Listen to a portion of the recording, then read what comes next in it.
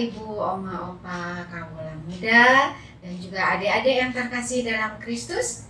Kita jumpa lagi dalam PD Online, PDKK Santa Maria Paroki Cikarang.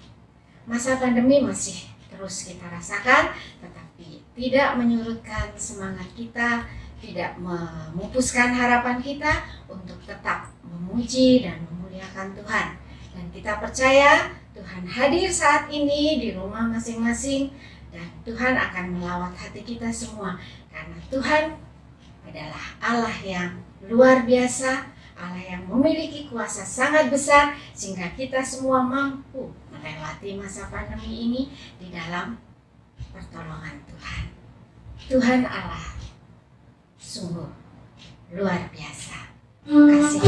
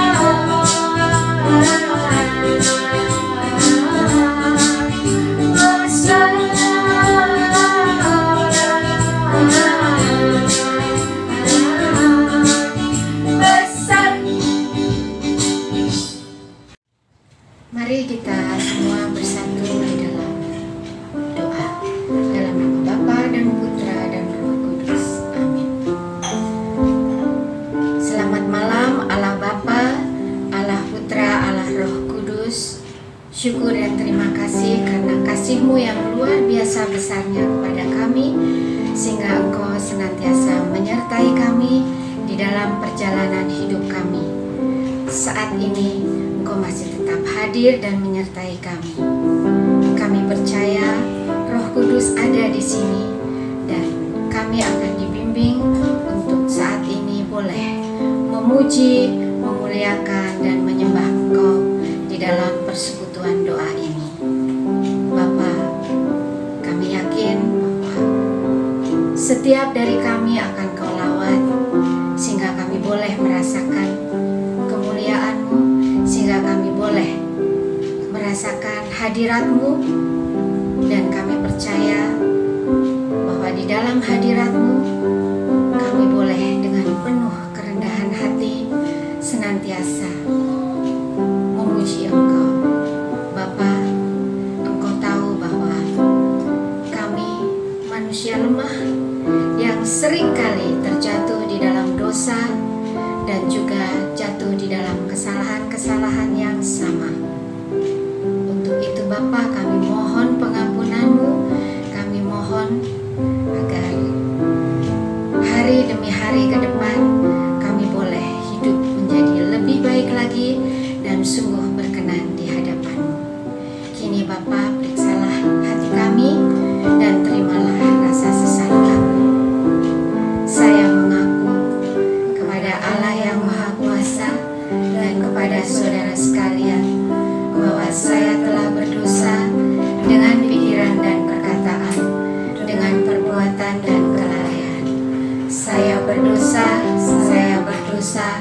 saya sungguh berdosa. Oleh sebab itu saya mohon kepada Santa Perawan Maria, kepada para malaikat dan semua orang kudus, dan kepada saudara sekalian, supaya mendoakan saya pada Allah Tuhan kita. Kemuliaan kepada Bapa dan Putra dan Roh Kudus, seperti pada permulaan, sekarang, selalu, dan sesudah segala abad.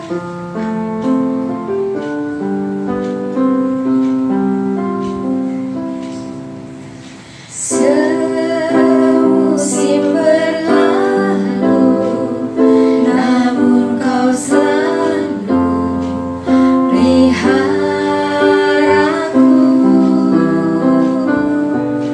Kasih dan setiamu tak pernah layu di hidupku. Lebih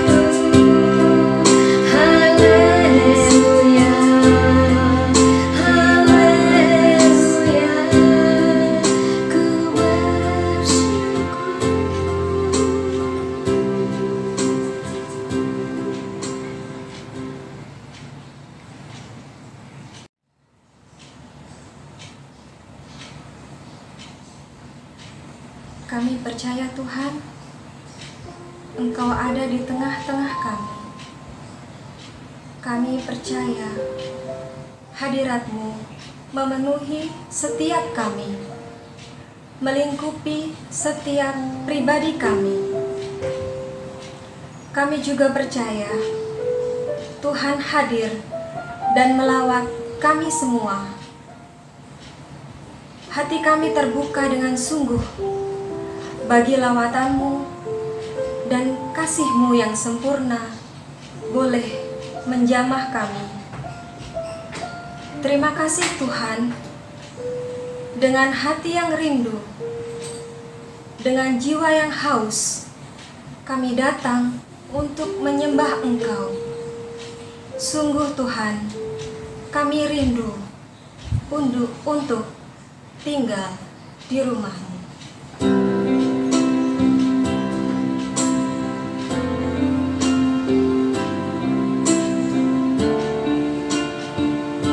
Dengarlah kerinduan hati ini, ya Tuhan.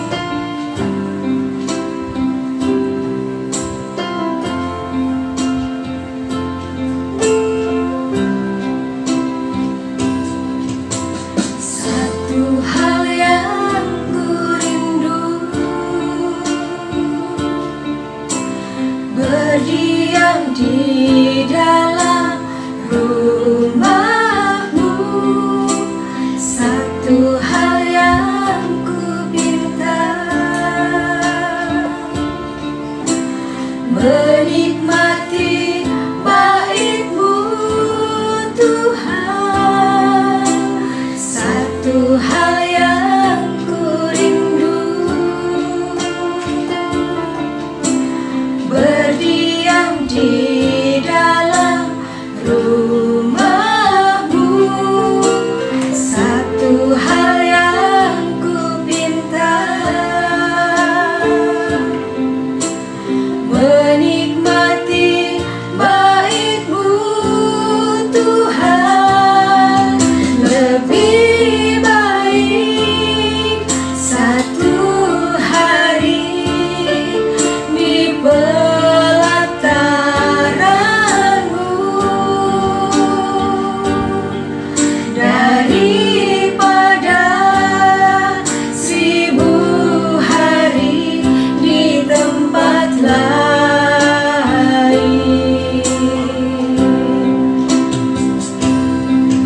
Memuji-Mu, menyembah-Mu, Kau Allah yang hidup, dan menikmati semua kekurahan-Mu.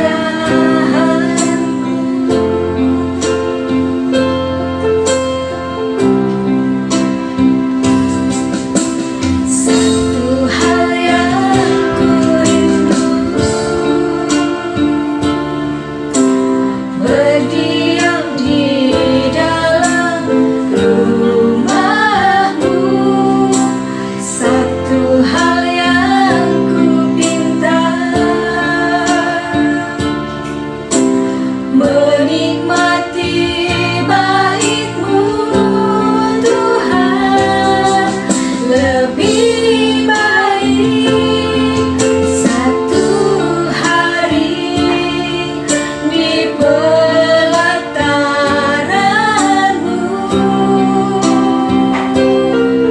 daripada 1000 hari di tempat lain.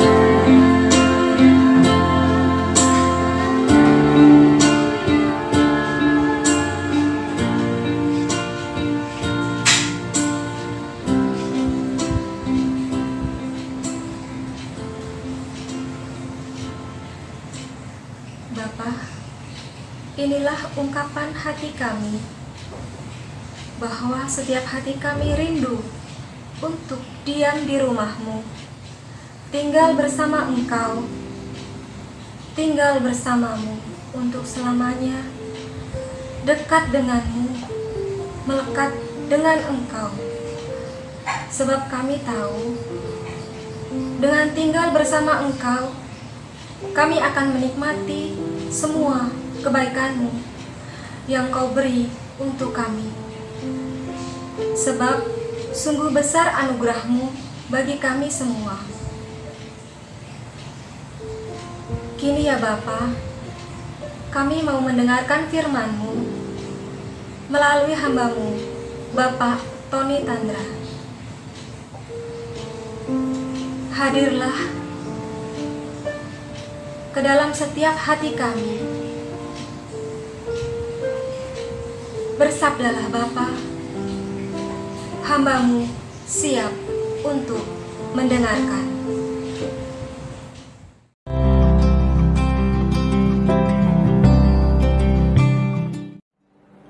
Shalom, Ibu Bapak, Saudara-saudara terkasih yang ada di PDKK Santa Maria Cikarang. Apa kabar? Luar biasa, ada amin, saudara-saudari terkasih di dalam Yesus Kristus. Setelah berjumpa kembali dalam acara pewartaan untuk kita semua. Tema pada hari ini sungguh amat luar biasa, sungguh berkesan, sungguh bermakna, yaitu suatu tema dengan judul Sungguh Besar Kuasanya. Akhir-akhir ini kita melihat pandemi corona yang sungguh menghantui, sungguh membuat kita manusia galau, di mana iman manusia ada yang jatuh, ada yang naik, ada yang bangun, dan sebagainya. Begitu banyak persoalan dalam kehidupan manusia. Tapi seringkali manusia hanya melihat persoalan tersebut, tidak melihat betapa besar kuasa Allah yang terjadi, tidak melihat pengalaman-pengalaman masa lalu, tidak melihat refleksi kembali bagaimana kitab suci berbicara. Kitab suci berbicara di awal kisah penciptaan. Di dalam kitab Kejadian dikisahkan bahwa Allah itu adalah Allah yang sungguh besar, Allah yang sungguh-sungguh maha dahsyat. Allah menciptakan dari hari pertama dan seterusnya, hari kedua dan seterusnya. Menciptakan langit dan bumi, menciptakan yang di udara, laut, dan semuanya Tuhan menciptakan. Semuanya Tuhan menciptakan, semuanya baik. Hari pertama Tuhan menciptakan ini, Tuhan menciptakan itu, semuanya baik, dikatakan baik. Semuanya diciptakan untuk manusia. Tuhan hanya dengan perkataan, dengan firman-Nya, berfirmanlah Tuhan, maka terjadilah ini dan terjadilah itu. Allah kita adalah Allah yang sungguh besar, Allah kita adalah yang sungguh-sungguh dahsyat. Tapi seringkali manusia hidup jatuh dalam dosa. Dosa yang pertama kita melihat bahwa bagaimana Adam melawan Tuhan. Dia tidak percaya, dia dikuasai oleh si iblis. Dia makan itu buah terlarang. Terjadilah dosa yang pertama, yaitu dosa dalam diri Adam. Dan selanjutnya, dan selanjutnya, dan selanjutnya. Banyak dosa terjadi dalam kisah-kisah perjanjian lama. Iman mereka jatuh dan bangun, hingga dibuang ke Babel dan sebagainya, dan sebagainya. Tuhan itu murka. Tuhan mengirim putra yang tunggal ke dunia ini untuk manusia, supaya manusia tidak berdosa lagi. Manusia bisa mendapat rahmat dan kuasanya. Kita lihat di dalam kitab Perjanjian Baru. Di awal daripada kitab Perjanjian Baru dikisahkan bahwa ada perkawinan di Kana di Galilea. Yohanes bab 1 ayat 1 sampai 11. Dikisahkan di situ bahwa ada perkawinan di Kana di Galilea. Yesus hadir, Bunda Maria hadir. Mereka kehabisan anggur. Saudara dan saudari, betapa suatu yang sangat memalukan bila mana di dalam suatu pesta kehabisan anggur. Maka daripada itu, Bunda kita yang luar biasa, melalui Bunda Maria, Tuhan mengabulkan doa-doa kita. Bunda meminta kepada pelayan-pelayan tersebut, bila mana Tuhan menyuruhmu, cedoklah air, lakukanlah itu. Maka pelayan-pelayan tersebut taat dan turut apa yang dikatakan oleh Bunda. Ketika Yesus melihat kehabisan anggur, Yesus mengatakan kepada pelayan-pelayan, cedoklah air yang ada dalam tempayan tersebut. sehingga air yang tumpahin tersebut berubah menjadi anggur yang manis. Tuhan Yesus hanya dengan perkataan, cedoklah air yang ada dalam tempahin tersebut, dan air yang ada tempahin tersebut berubah menjadi anggur yang manis. Saudara-saudari, kita melihat bahwa Yesus hanya dengan perkataan, maka terjadilah apa yang dikatakan oleh Tuhan Yesus. Ini menandakan betapa besar kuasanya. Dia peduli, Tuhan Yesus peduli kepada umat manusia, supaya umat manusia hidup bahagia, hidup bersuka cita. Maka daripada itu, saudara dan saudari, ibu bapak yang terkasih, kita sama-sama bagaimana kita bisa meraih kuasanya. Kita bisa mendapat kuasa daripada Allah. Kita bisa mendapat kuasa dan mujizatnya, supaya kehidupan manusia yang masih berjalan di dunia ini penuh dengan rahmat dan kasih-Nya yang berlimpah. Pada kesempatan ini kita belajar bagaimana manusia bisa meraih kuasa Tuhan. Diperlukan ada 3 hal. Pada hari ini kita mau bagikan, kita sama-sama sharing apa saja yang perlukan untuk mendapatkan kuasanya. Yang pertama, saya melihat supaya manusia bisa meraih kuasanya, mendapat kuasa mujizatnya, yaitu diperlukan relasi. Kita baca di dalam firman Tuhan, Injil Matius bab 8 ayat 23 sampai 27. Matius bab 8 ayat 23 sampai 27. Saya bacakan. Angin ribut diredakan. Lalu Yesus naik ke dalam perahu dan murid-muridnya pun mengikutinya. Sekonyong-konyongnya mengamuklah angin ribut di danau itu, sehingga perahu itu ditimbus gelombang. Tetapi Yesus tidur. Tolong tandai, Yesus tidur. Maka datanglah murid-muridnya membangunkan dia. Katanya, Tuhan, tolonglah kita binasa. Ia berkata kepada mereka, Yesus berkata kepada muridnya, mengapa kamu takut? Kamu yang kurang percaya. Saya katakan sekali lagi, Yesus berkata kepada muridnya, mengapa kamu takut? Kamu yang kurang percaya. Lalu bangunlah Yesus menghardik angin dan danau itu. Maka danau itu menjadi teduh sekali. Dan berheranlah orang-orang itu, katanya, orang apakah dia ini sehingga angin dan danau pun taat kepadanya. Ibu bapak saudara-saudara terkasih, di dalam perikop ini dikisahkan bahwa terjadilah angin ribut di danau. Danau apa? Danau Galilea. Kita tahu bahwa danau di Galilea dikelilingi oleh bukit-bukit, sehingga danau tersebut ketika nelayan-nelayan, ketika perahu-perahu yang ada di sekitar danau tersebut, ketika mereka ada di tengah danau, angin itu bisa datang saja kapan saja. Dan angin seringkali cukup besar anginnya, angin sakal, angin badai, taufan dan sebagainya, sehingga mengkhawatirkan para pemilik perahu, orang-orang dalam perahu tersebut atau para nelayan. Nah, ini terjadilah pada saat murid-murid di atas perahu tersebut, Yesus tertidur. Yesus dibiarkan tidur. Kenapa Yesus dibiarkan tidur? Kenapa? Karena Yesus bertanya kepada mereka, mengapa kamu takut? Kamu manusia yang kurang percaya. Manusia yang kurang percaya. Padahal berapa saat yang lalu murid-murid ini melihat 3 peristiwa penting yang terjadi. Apa yang dilakukan oleh Yesus bersama para muridnya. Di awal daripada perikop 8 dikisahkan bahwa Yesus menyembuhkan seorang sakit kusta. Ketika Yesus menyembuhkan orang sakit kusta tersebut, disaksikan oleh para murid. Peristiwa yang kedua, Yesus menyembuhkan hamba seorang perwira di Kapernaum. Sekali lagi, itu juga disaksikan oleh muridnya. Yang ketiga terjadi, peristiwa ketiga terjadi.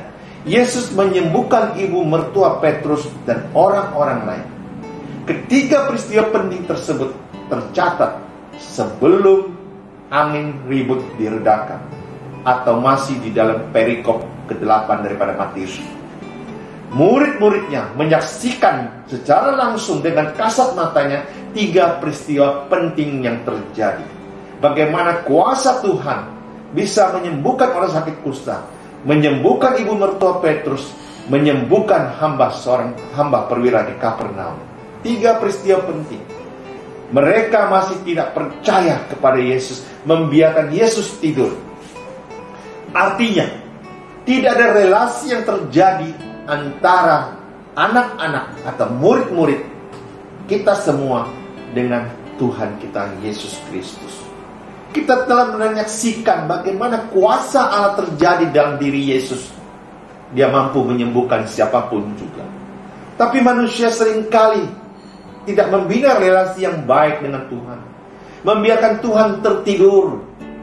Ibu, bapak, saudara, dan saudari sekalian, kita sebagai manusia yang beriman, ketika kita minta kuasanya, kita memerlukan relasi yang baik, relasi vertikal kita, hubungan manusia dengan Allah, hubungan manusia dengan Sang Pencipta.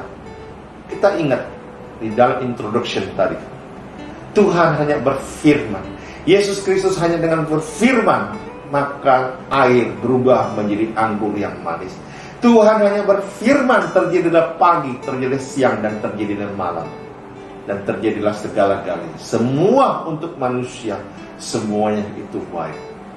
Kenapa kita tidak mau membina relasi yang baik dengan Tuhan? Ketika kita semua bisa membina relasi yang baik dengan Tuhan, maka kita bisa mendapat kuasa dan mujizat. Pada saat ini, saudara dan saudari, pandemi corona sungguh menghantui setiap diri manusia.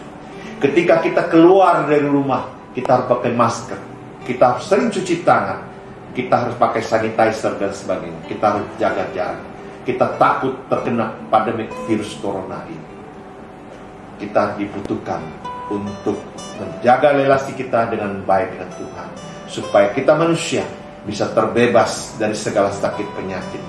Yang letih lesu akan diberikan kelegaan, yang sakit penyakit akan diberikan kesembuhan. Kita hanya diminta menjaga relasi kita dengan Tuhan, supaya kita bisa memperoleh rahmat dan kasih-Nya. Amin. Itu bagian yang pertama, saudara dan saudari. Kita lanjutkan dengan bagian yang kedua dan ketiga. Bagaimana manusia supaya bisa memperoleh kuasanya? Yang pertama, saya ulangi, kita menjaga relasi dengan Tuhan. Amin.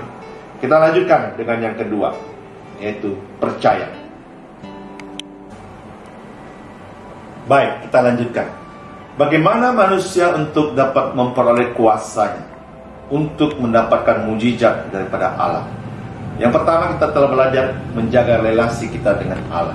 Yang kedua, manusia diminta untuk percaya kepada kuasa Allah. Ketika kita percaya kepada kuasa Allah, maka mujizat akan terjadi. Kesembuhan itu akan terjadi. Segala berkat-berkat akan melimpah untuk kita semua. Kita baca di dalam 2 Raja-Raja 5 ayat ke-14 sampai ke-17. Saya hari ini saya simpulkan aja, saya baca poin-poinnya, saya jelaskan poin-poinnya tentang penyembuhan Naaman. Baik, ibu bapak, saudara-saudara sekali terkasih, di dalam kisah 2 Raja-Raja 5 tersebut, bahwa Allah menyembuhkan Naaman. Siapakah Naaman sebenarnya? Naaman adalah seorang panglima besar Raja Aram. Beliau terkena penyakit sakit kusta.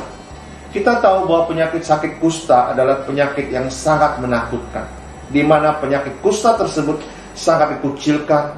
Dia tidak bisa beribadah ke tempat ibadah seperti kita pada saat ini. Kita tidak bisa beribadah ke rumah ibadah. Kita hanya bisa live streaming melalui TV, melalui YouTube dan sebagainya. Itu terjadi juga dengan Naaman. Istrinya adalah seorang pelayan dan tawanan Israel. Istrinya menyarankan agar Naaman menemui nabi di Syria yang bernama Nabi Elisa. Naaman menuruti apa yang dikatakan oleh istrinya. Naaman pergi ke Samaria, tapi Naaman tidak bisa bertemu dengan Nabi Elisa karena satu dan banyak hal. Naaman bertemu dengan seorang pengantara Nabi Elisa yang membawa pesan daripada Nabi tersebut. Pesannya apa? Naaman dibenamkan dan mandi di sungai Yordan sebanyak 7 kali. Dibenamkan, masuk ke sungai Yordan sebanyak 7 kali. Awalnya Naaman menolak dan dibujuk, dinasihatin oleh pegawainya. Ia mau. Dan hasilnya apa? Naaman sembuh dari penyakit sakit kusta. Di akhir daripada perikop tersebut dikatakan bahwa Naaman berkata, di seluruh bumi tidak ada Allah lain kecuali Allah Israel. Artinya, Naaman tersungkur di hadapan Allah. Naaman kembali menerima kuasa daripada Allah ketika Naaman mau percaya.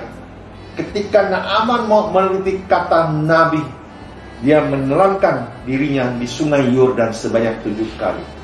Pada saat tersebut, Naaman tidak bertemu dengan Nabi. Saudara-saudari yang terkasih, kita melihat kuasa Tuhan terjadi ketika seorang anak manusia yang bernama Naaman, dia yang sakit kusta tersebut, dia mau percaya kepada Allah. Ketika dia percaya kepada Allah, dia memperoleh rahmat kesembuhan. Ketika rahmat kesembuhan terjadi dalam diri Naaman bertobat. Naaman kembali kepada Allah, kembali percaya kepada Allah Israel. Itu kisah perjanjian lama. Kita lihat di kisah perjanjian baru. Dikatakan di dalam Injil Lukas bab 17 ayat ke-11 sampai 19 tentang 10 orang sakit kusta. Dikatakan di situ bahwa ada 10 orang sakit kusta yang menemui Yesus untuk meminta rahmat kesembuhan.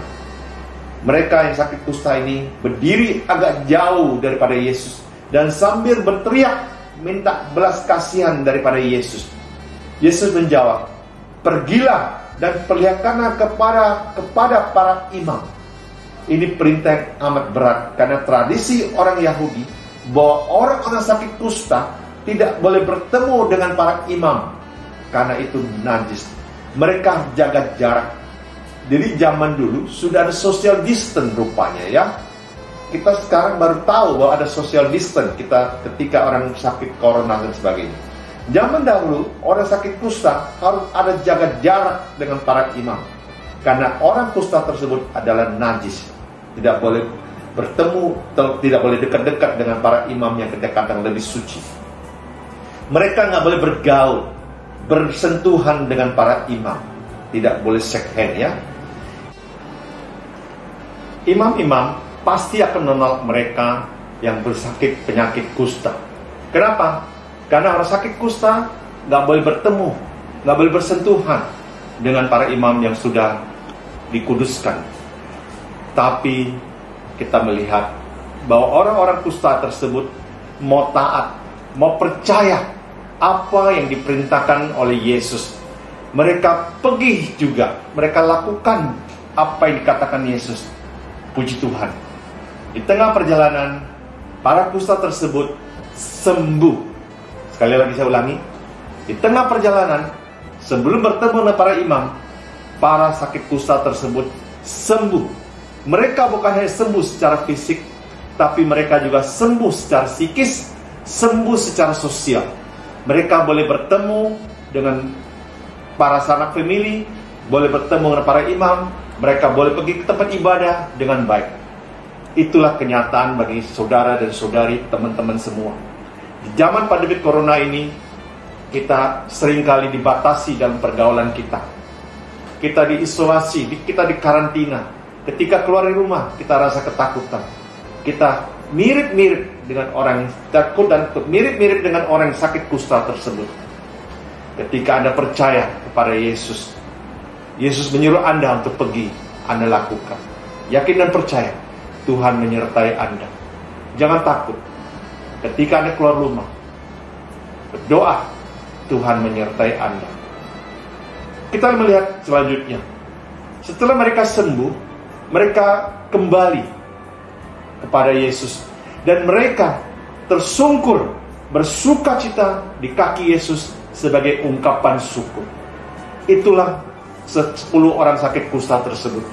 Mereka ungkapan syukur tersebut sampai tersungkur di kaki Yesus. Karena mereka percaya, mereka beriman. Ketika mereka beriman, memperoleh rahmat kuasa kesembuhan, memperoleh kerakiman daripada Allah. Saudara dan saudari, pada saat ini, apakah kita masih meragukan Dia? Apakah kita masih tidak mau menerima kuasanya?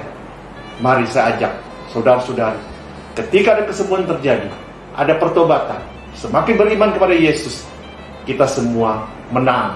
Ada kemenangan untuk mengalahkan dunia. Saya memberikan sebuah ilustrasi. Ada seorang anak yang mempunyai bakat di bidang bermain piano. Ketika anak ini masih kecil, ibunya mensekolahkan, memberikan kursus, memberikan pendidikan tentang piano. Dikasih les dan sebagainya, dikasih private. Suatu ketika anak ini bertambah besar, dan anak ini ada didaftarkan untuk suatu perlombaan. Di dalam perlombaan tersebut, apa yang terjadi? Anak tersebut tidak menjadi juara, tidak menang, alias kalah. Ibunya sedih. Ibunya sedih melihat kekalahan daripada anaknya. Selang beberapa tahun kemudian, anak ini kembali mengikuti suatu lomba. Dan ternyata anak ini menjadi juara, pemenang dalam perlombaan yang kedua tersebut. Anak ini menangis sampai tersungkur di depan podium tersebut. Orang-orang pada datang. Orang-orang menanyakan kepada anak tersebut, "Kenapa kau menangis?" Anak tersebut bilang, "Walau saya sebagai juara 1 pada perlombaan ini, tapi mama saya tidak bisa hadir di tempat ini, tidak bisa melihat secara langsung prestasi daripada saya. Saya persembahkan prestasi saya ini kepada mama saya yang ada di surga." Saudara-saudari, mamanya meninggal karena sakit penyakit kanker. Mamanya tahu bahwa dia punya penyakit kanker. Sebelum meninggal, dia ingin melihat anak ini sebagai juara. Tapi anak itu dia mau mengerti. Dia berleha-leha. Dia sebagai juara ketika mamanya sudah meninggal. Ibu bapak, saudara-saudara terkasih, apa yang kita pelajarin dari ilustrasi tadi yang saya baru berikan? Yesus telah mati kayu salib untuk menebus dosa saudara dan saya. Dia menginginkan setiap manusia untuk hidup bahagia, sebagai kisah penciptaan yang saya terangkan di awal tadi. Semua diciptakan untuk manusia baik, untuk manusia bersukacita, manusia berbahagia, manusia damai sejahtera. Tapi seringkali manusia tidak mau menanggapi panggilan Allah tersebut. Manusia seringkali tidak mau mengerti betapa besar kuasa daripada Allah. Mama tersebut, daripada anak yang bermain piano tersebut, dia mengerti. Dia mau memberikan terbaik pada anak tersebut. Tapi anak itu tidak mau. Ketika mamanya meninggal, dia sungguh menyesali. Yesus telah meninggal untuk Anda dan saya. Mari kita jangan mengecewakan dia untuk kedua kali. Kita memberikan prestasi-prestasi di dalam kehidupan kita. Prestasi yang penuh dengan kasih, prestasi yang penuh dengan pelayanan, penuh dengan perdamaian, penuh cinta kasih kepada orang lain. Mari, orang tua daripada piano tadi tersebut ingin anaknya berprestasi.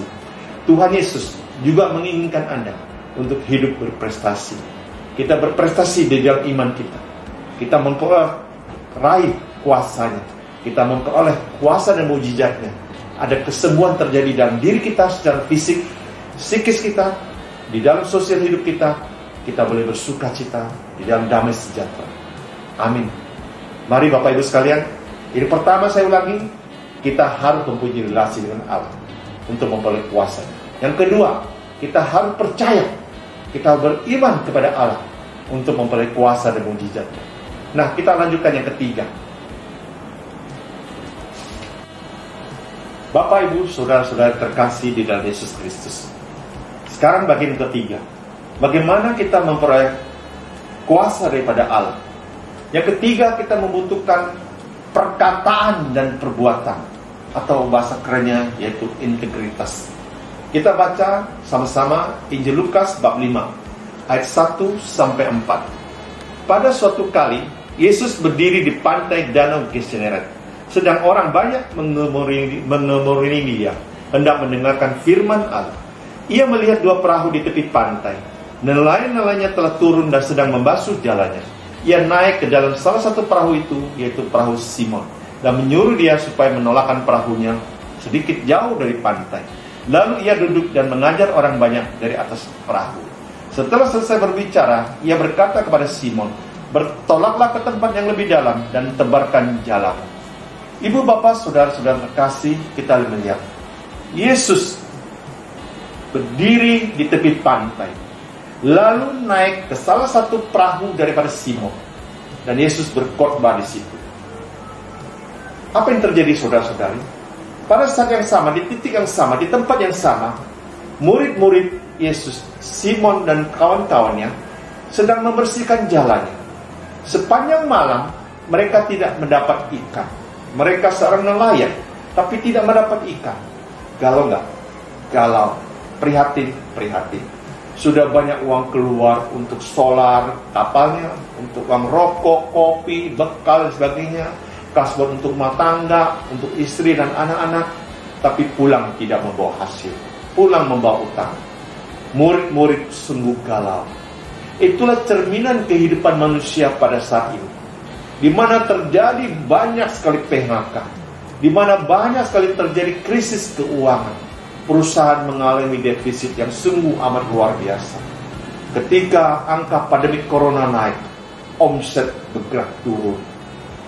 Itulah fenomena yang terjadi bagi para pengusaha-pengusaha zaman sekarang. Sungguh sedih saudara-saudari sekalian. Tapi Tuhan kita adalah Tuhan yang sungguh luar biasa.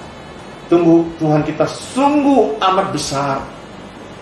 Ketika kita bermasalah, kita jangan fokus pada masalah kita. Kita punya Tuhan yang jauh lebih besar dari segala-galanya. Dia adalah Allah yang Maha Rahim, Allah yang Maha Kuasa, Allah yang Maha Esa. Kita hanya diminta untuk berdiam, untuk tinggal di kemahnya. Kalau Anda baca Mazmur 91, kita diminta untuk tinggal di kemahnya. Kita diminta berdiam karena Dia Allah yang Maha Tinggi. Kita datang memuji dan memuliakan Allah. Kita bisa meraih kuasanya. Kita mendapat kuasa dan mujizatnya. Walaupun beban kita sebesar apapun juga Tuhan, Dia mampu merubah. Dia jauh lebih besar. Dia hanya dengan satu perkataan, dengan firman-Nya. Ingat, di awal saya mengatakan, Tuhan hanya berfirman, maka terjadilah apa yang Dia inginkan. Terjadi langit dan bumi, siang dan malam. Ketika Dia berfirman dalam kitab Kejadian baru, Injil Yohanes, terjadi perubahan air menjadi anggur yang manis. Ketika Yesus berfirman untuk Simon yang sepanjang malam tidak mendapat ikan, kita lihat di ayat selanjutnya. Simon menjawab, "Guru, telah sepanjang malam kami bekerja dan kami tidak menangkap apa-apa. Tetapi karena Engkau yang menyuruhnya, aku akan menebarkan jala juga." Ada perkataan daripada Yesus, Simon, pergi tebarkan jalamu. Dan ada respon daripada si Simon, karena Engkau yang menyuruhnya, saya pergi juga menebarkan jala tersebut. Apa yang terjadi saudara-saudara sekalian? Kita baca ayat ke-6.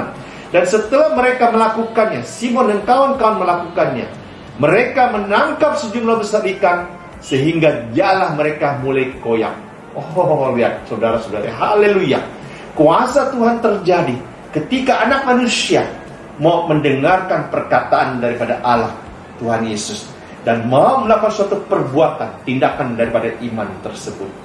Muridnya mau melakukan suatu tindakan iman, mereka mau melangkah, maka jala mereka mulai koyak. Artinya apa? Mereka berkelimpahan harta, berkelimpahan berkat. Coba kita bayangkan, Yesus pada saat itu kejadian adalah pada pagi hari, sedangkan orang menangkap ikan adalah pada malam hari. Aneh kan? Yesus menyuruh mereka untuk pergi pada pagi hari, padahal baru semalam mereka pergi tidak menangkap ikan apa-apa. Itu catatan yang pertama. Ikan pada umumnya adalah malam hari. Orang menangkap ikan ada pada malam hari, tapi Yesus menyuruhnya pada siang hari. Luar biasa, luar biasa. Kedua, Yesus menyuruh mereka, Simon dan kawan-kawan, ke tempat titik yang sama. Tebarkan jalamu di situ. Pada semalam mereka baru menebarkan jala di tempat yang sama. Tapi pagi hari ini mereka menebarkan kembali atas perintah daripada Yesus. Mereka menangkap sejumlah banyak ikan. Itu yang kedua. Yang ketiga, kita melihat bahwa para nelayan, para Simon adalah para nelayan yang sungguh profesional. Mereka bidang pekerjaan mereka adalah nelayan. Yesus adalah anak tukang kayu. Yesus tidak mengerti tentang tata cara menangkap ikan. Yang mengerti adalah anak-anak. Tapi kita melihat anak-anak, murid-murid tidak berhasil menangkap ikan. Yesus hanya dengan perkataan menangkap sejumlah besar banyak ikan. 3 hal terjadi, saudara-saudari. Itulah menandakan bahwa Tuhan penuh kuasa. Tuhan kita adalah Adi Kodrati. Dia adalah top of the top. Dia adalah segala-galanya. Tuhan kita adalah maha dahsyat, saudara-saudari. Dia yang empunya kerajaan Allah. Dia bisa segala-galanya. Dia sang sabda. Dia yang punya kuasa. Mari saudara-saudara, dengan perkataan daripada Yesus, perkataan daripada Allah, kita melakukan suatu perbuatan, maka kita bisa memperoleh kuasanya, kita memperoleh mujizatnya. Amin, saudara-saudari. Jadi zaman pandemi corona ini, janganlah kita sering bergerutu, emosi, marah, panik, dan sebagainya. Kita melihat di TV, berapa hari yang lalu diberitakan bahwa pengadilan agama di Bandung pagi-pagi dibanjirin dengan para wanita. Mereka para wanita ini bukan untuk menantikan sembako dari pemerintah, bukan. Para wanita ini menantikan untuk mendaftarkan perceraian di pengadilan agama tersebut. Ngantri orang yang banyak sekali. Perceraian naik sebanyak pandemi corona. Sungguh-sungguh ironis sekali. Hanya masalah satu, soal fulus, soal uang. Ketika dapur tidak ngebul, masalah terjadi di dalam rumah tangga. Saudara dan saudari, teman-teman sekalian, oma opa yang aku cintai, mari kita bersandar kepada kuasa daripada Allah. Ketika kita mau bersandar kepada kuasa Allah, yakin dan percaya, segala berkat-berkat Dia akan curahkan kepada Anda dan saya. Tuhan adalah Allah yang peduli. Dia mau mengerti saudara dan saya. Dia sungguh-sungguh peduli kepada kita semua. Dia sungguh mau mengerti ketika anaknya menderita, ketika kita dalam kesusahan. Dia mau datang. Apakah kita mau menanggapi panggilan daripada Allah tersebut? Ketika kita mau menanggapi panggilan Allah tersebut dengan perbuatan-perbuatan iman kita, dengan melangkah di dalam iman kita, maka kita akan mendapat kuasa daripada Allah. Mujizat akan terjadi. Kerahiman Allah akan terjadi dalam diri kita semua. Amin. Jadi saya ulangi lagi apa yang kita bahas pada hari ini. Untuk memperoleh besarnya kuasa daripada Allah, yang pertama kita membutuhkan relasi. Jangan membiarkan Yesus tidur di dalam kapal yang seperti saya ceritakan di Matius 8. Tapi kita sering harus berbicara, mendengarkan sabda Tuhan melalui sabda, melalui doa. Jangan membiarkan Tuhan tidur. Seringkali kita melakukan hubungan relasi kita dengan Allah, dengan sang sabda. Ketika kita melakukan relasi yang baik, ada kesulitan, ada masalah besar, Dia datang menolong Anda. Ada angin sakal, Dia datang menolong murid-muridnya. Yang kedua, kita memerlukan percaya kepada Allah. Dengan percaya, kuasa daripada Allah akan turun di dalam diri Anda. Kita lihat di dalam peristiwa Naaman. Naaman disembuhkan dari sakit penyakit kusta. 10 orang disembuhkan dari sakit penyakit kusta. Mereka tersungkur di kaki Yesus. Mereka bersyukur karena mereka percaya kepada Allah. Ketika mereka percaya kepada Allah, ada kesembuhan terjadi. Begitu pula bagi kita semua. Ketika kita mau percaya kepada Allah, kesembuhan terjadi dalam diri kita semua. Amin. Yang ketiga, ketika kuasa Tuhan mau terjadi, bila mana ada perkataan daripada sang sabda, dan kita sebagai anak-anak, kita melakukan suatu perbuatan daripada iman kita. Ada perbuatan, ada perkataan dan perbuatan. Diambil dari Injil Lukas 5, di mana murid-murid Simon terutama, dia mau pergi bertolak dengan kapal yang ke tempat lebih dalam untuk menebarkan jala. Ketika dia pergi menebarkan jala, dia mendapat sejumlah banyak ikan. Kuasa Tuhan terjadi ketika kita mau melakukan suatu tindakan iman kita.